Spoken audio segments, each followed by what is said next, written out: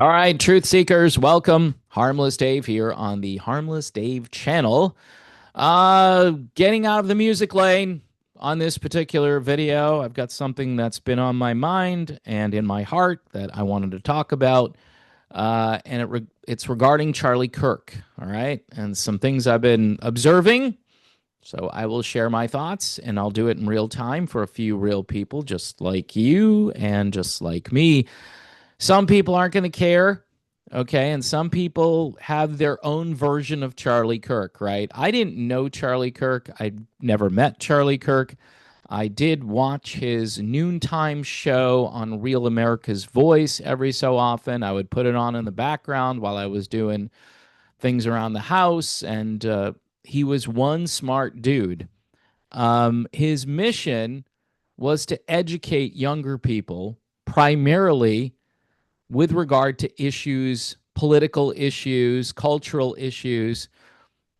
That's what he was more about. Did he talk about Christianity? Yeah, that was a subset, though, of what he did. And what I've been noticing is that Big Eva, I'll call them because that's kind of like a nickname. Big Eva, evangelical Christianity, which is starting to unravel a little bit because of its lack of authenticity, its lack of self awareness, its misunderstanding of moralism as the primary mission of Christ. Christ's mission was to set the captives free. All right. And yes, there's a moral component to that, but it's not the primary message.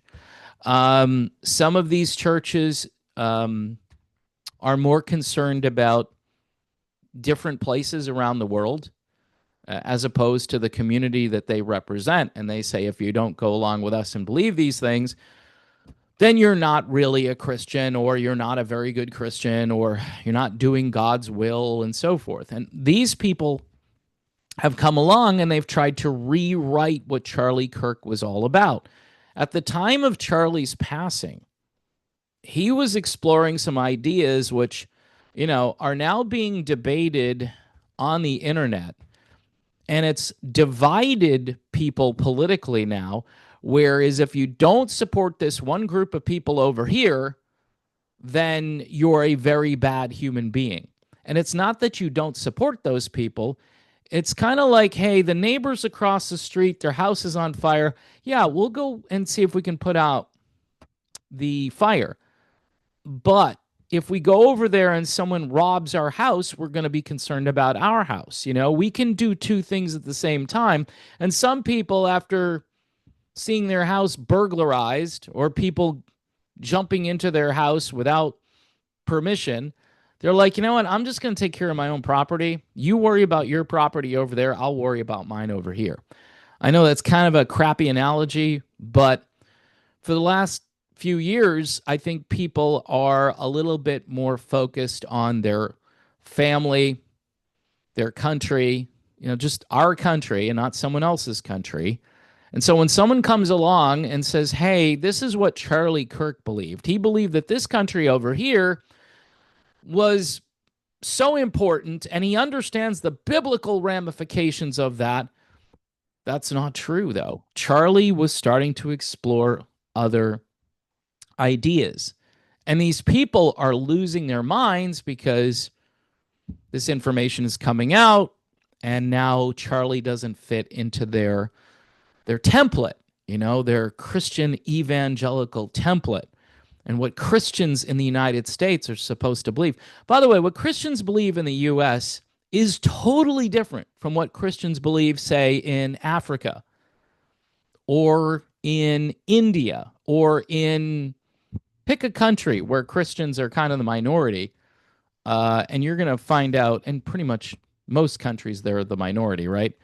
But you're going to find out that the message, the gospel message of Christ saving sinners is the key in most of these countries. When people realize, wow, someone came to set me free, someone came to save me from this wretched place that I'm in. Someone is here to give me hope. But in the United States, it's about money. It's about prosperity. It's about God wants to bless you with more stuff. And if you bless these people over here, you're going to be blessed. It's in there. It's in the Bible, man. I don't know what Bible you're reading. And so that's what they would say to me and probably to Charlie and other people. But Charlie was like, whoa, whoa. Again, I'm going to take care of my own house. If I can get my own house figured out, then I'll worry about your house over there. All right. You have to worry about your house, though. I would say that would be a good strategy for everybody to kind of take care of their own house. And, people come along and they question the budget and why these congressmen are all bought and paid for. And you ask them, they say, well, it's a biblical mandate that I have to spend money over here. And you're just like, biblical mandate? What about you guys? Didn't you run on this whole America First thing? So the reason I'm talking about this is because I've seen pastors go on TV and talk about Charlie Kirk like he was their best friend. And Charlie would want X, Y, and Z. And Charlie would agree with us. And I'm now going to co-opt what he had to say and make it into our message as our ministry as we go out and, tell people the good news, which is the good news is do what we tell you to do, not follow Christ. The good news is believe the theology of John Nelson Darby and Cyrus Schofield. And if you believe that, then, you'll be blessed. Otherwise, you're not going to be blessed at all. That's not the Christian message. The Christian message is Christ comes to save sinners. He died on the cross. He paid it in full. It's finished. It's finished. So if you're trying to add to that by bringing in the law and trying to do certain laws, but other laws you're ignoring, which is kind of funny too. I mean, the law isn't going to get you saved. The law teaches you what not to do, but it's also there to teach you that there's no way you can do any of this stuff without Jesus Christ. How you doing with the 10 Commandments? You like Jesus with the rich young ruler. How you doing with those commandments? Well, I've kept them since I was a little kid. Okay, well, do this. Sell all your stuff and come and follow me. No, I'm not going to do that. Okay. Eventually, the law will expose us as a bunch of liars and cheats and prideful and greedy and all this stuff. That's what the law is there to do. It exposes us. So at that point, what is impossible for man is possible with God only through Jesus Christ. And that's it. Not, if I bless this country, and you could even put the United States in there, the United States, we're the greatest superpower in the world. And I love my country as much as anybody, but you don't elevate country ahead of anything when it comes to like God. You don't put country ahead of God. God makes any and all of this possible. So again, you can be thankful for your country. You could say God bless America, but I would say God bless everybody around the world. If you read John 3:17, it's the world that Jesus came to save. It's not just the United States, and it's not one particular country in the Middle East. It's not, Ukraine. It's not any of these places that are constantly being put out there as things that we need to care about more than our own house. If we don't get our own house figured out, we can't do anything for anybody. And I'm thinking Charlie Kirk, his message was more political. Again, I've already said this. It was more political. It was more cultural. But everybody's come around to say, yeah, Charlie was my friend. Yeah, Charlie believed this, and so do I. I'm going to write a song about Charlie Kirk, prophesying to the nations. Charlie Kirk, prophesying to what? He was prophesying to the nations? He was just trying to tell people maybe there's a better way as far as politics go. that we should know something about, say, I don't know, the Constitution of the United States. And he wasn't in a place, especially when he passed, that these people who are coming along say he was. He wasn't at that place. In fact, his wife is Catholic. So a lot of these evangelical type people coming around, and I'm not Catholic, by the way, but there seems to be a goofiness, a clown car nature to a lot of today's evangelical Christians.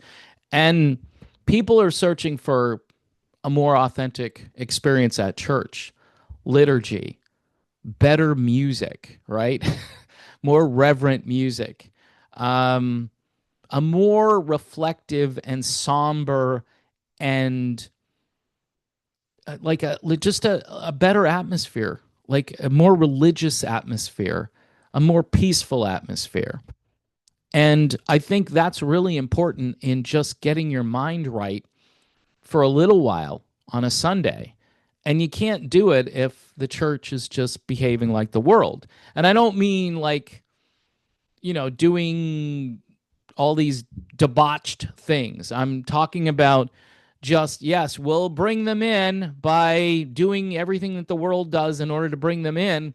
And then we won't even give them the good news. We'll just give them a bunch of rules and things you need to worry about. You need to check your salvation on the way out. And we'll tell you if you're saved or not.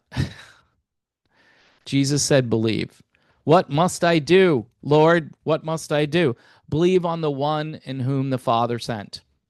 Done. That's the message. It's not, how many push-ups did you do? Which countries do you support? Really? And that's what they're doing with Charlie Kirk's message. They're screwing it up. And it's sad for me to watch this unfold. But, there are certain podcasters out there right now who are under attack. They are literally under attack. And this is dividing people because many of us thought, okay, America, yeah, we should take care of America. We should take care of American citizens. I don't believe in endless welfare for people, but I'll say this. I'd rather give welfare to American citizens than spend billions supporting and protecting other countries. Seriously, I would say, well, at least the money's going to a good cause, right? Somebody who truly needs help, somebody who needs food. We've got Vietnam veterans living on the streets and also, ending their lives at incredibly high rates. And we're going to worry about creating more forever wars. And yeah, you could say I'm an isolationist, and I think I would probably agree with that at this stage. I would say pick your battles carefully. That's what I would say. Maybe we do support some people out there, but we've been doing this now for a very long time, and it's not working. And the message of Charlie Kirk had to do with critical thinking more than anything else. And so all of these grifters coming in from big Christian megachurches saying, yep, Charlie was a buddy. He's a friend of mine. And we're going to launch a turning point from our church, and we're going to turn it into something that it wasn't, okay? And a bunch of old people getting involved in Turning Point. That's not what Turning Point was. Turning Point was about younger people. So just a few thoughts. Charlie Kirk doesn't deserve to be co-opted. If you want to remember Charlie Kirk, you should remember him as somebody who graciously communicated with people for the most part. There were moments where things got maybe a little heated during certain discussions, but he was trying to convince people of his position, and he did it with grace, and he did it in a way which is really needed. And right now, there's a lot of screaming going on, and most of it has to do with people who are trying to co-opt his message. And I think that's totally wrong. So anyway, just some thoughts on Charlie Kirk. And yeah, that's it. Thanks for watching. God bless. And remember, like I always say about Jesus, right? You don't clean yourself up first, right? To come to Christ. Christ loved us while we were still sinners, and he wants to have a relationship with you. It's about relationship. It's not a bunch of rules. It's a relationship with Christ. And God changes you from the inside out. Trying to obey the law will just frustrate you to no end. And I don't know anybody other than Jesus who could completely obey the law. So yeah, that's my take on that.